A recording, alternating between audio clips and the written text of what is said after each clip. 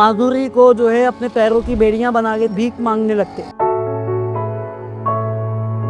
तो मैं उनको ये पैगाम देना चाहूँगा कि खुदारा भीख ना मांगे, भीख एक बहुत बड़ी लानत है। बाहर निकलते ना तो लोग जब ये वर्ड यूज़ करते ना, ये बेचारी, तो ये वर्ड्स हम बहुत ज़्यादा हर्ट होते हैं। अब तक तकरीबन 10,000 लोगों को हम लोगों ने हुनर प्रोवाइड किया है पिछले 8 साल में। हमारा काम है कि लाइबिलिटी से जो अफराद है, और लाइबिलिटी ख़ुद की वजह से नहीं है, सोसाइटी की वजह से है, वो उसको उठा के हमने एसेट बनाना है।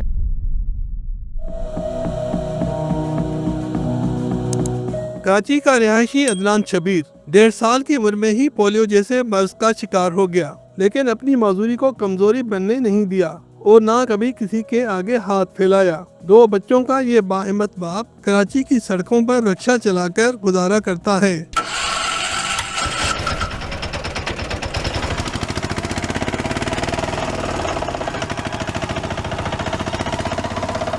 जी सलाम वालेकुम सलाम। जी सर, या सदर जाना है, ले चलेंगे सर। बैठ जाओ।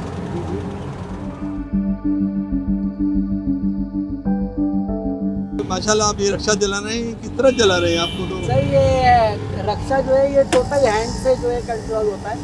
इसका हाथ में ब्रेक का लीवर है, हाथ में इसका गियर है, तो हाथ से ही कंट्रोल होता है टोटल। अच्छा, तो ये स्पेशली बना हुआ है? जी सर, ये स्पेशल बना हुआ है। अच्छा, ये आपने सीखा कैसे है और ये कैसे ये मुमकिन हुआ? एक माजदूरों का इदारा है, 9 PDB, वो माजदूरों को खुद मुख्तार बना देता है। जब मैं 9 PDB आया तो 9 PDB ने मुझे रक्षे की ट्रेनिंग दी और मुझे रक्षा चलाना सिखाया। उसके बाद 9 PDB ने मुझे आसान इंस्टॉलमेंट पे जो है वो रक्षा दिया। ईरान कितना कमा लेते हो तुम महीने में? सर माशाल्लाह से अच्छी अर्निंग अल्लाह पाक करवा देता है। अल्लाह ताला अगर किसी से कुछ लेता है तो उसके अगेंस्ट उसको अल्लाह ताला बहुत सारी सलाहियतों से नवाजता है। पोएम लिखी मैंने कि छुई मुई हवा चली, मुन्ने के सपने में आई परी, हाथ में थी जादू की छड़ी, बोली मुन्ने खुश हो जाना, हो गई सुबह अब उठ जाना। ये कहानी ऐसे हजारों अफराद की है जिनको एम्पावर करने में 9 PDB के नाम से कायम इदारा अहम किरदार अदा कर रहा है।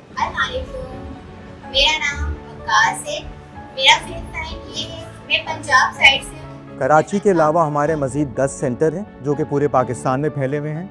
माजूरी की मुनासबत से जो ट्रेनिंग दी जाती है, जिस्मानी तौर पे माजूर लोग हैं, उस पर हमने रिक्शा प्रोजेक्ट जैसे इनोवेटिव प्रोजेक्ट्स लॉन्च किए, जहाँ है वो एक हैंड कंट्रोल रिक्शा चला सकते हैं, जो कि कराची में आपको नज़र आएंगे। और अब हमारी कोशिश है यही ट्रेनिंग हम लाहौर में भी प्रोवाइड करें। स्टिचिंग की ट्रेनिंग देते हैं ताकि वो दर्जी बन सके, और उनको कंप्यूटर बेस्ड स्किल्स प्रोवाइड करते हैं। डेफ लोग जो हैं उनको हम लोग कंप्यूटर ऑपरेटर की ट्रेनिंग देते हैं, इंग्लिश लैंग्वेज की ट्रेनिंग देते हैं, आर्टिफिशियल इंटेलिजेंस और चैट GPT की ट्रेनिंग देते हैं ताकि वो कंप्यूटर पे काम कर सकें।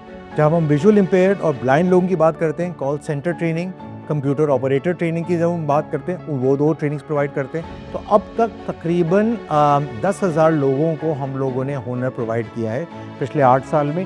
सर काइंडली कंफर्म कीजिएगा कितनी देर से लाइट का इशू फेस कर रहे हैं आप? पिछले 1 घंटे से लाइट नहीं है।